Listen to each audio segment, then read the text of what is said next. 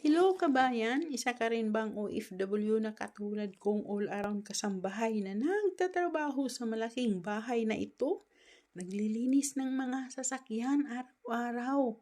Naglilinis sa labas at naglilinis sa loob. Habang ako'y naglilinis, naisipan ko magbukas ng Facebook. Sa kaka-scroll ko sa aking newsfeed, nakita ko ang post sa taong hindi ko kakilala na nagsasabi, kahit saang panig ng mundo magagawa mo ito. Kaya agad ko naman inalam at pumasok ako sa Zoom. Maganda ang nakita kong opportunity na dumaan sa aking newsfeed at grinab ko agad. Ngayon, isa na akong business certified partnership at binalikan ko ang mga libreng trainings.